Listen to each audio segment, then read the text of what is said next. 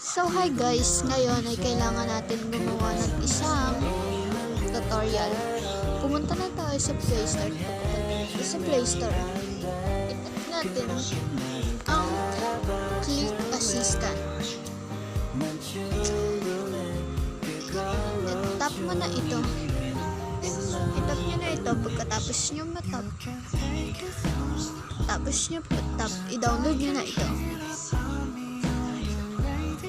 I-open ang account at pagka-open ay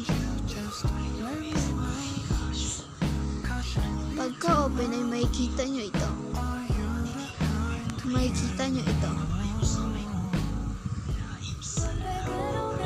Pagka-tap nyo dito, tap to server. Charan! Pagkatapos nyo i-tap to, pumunta kayo sa novela.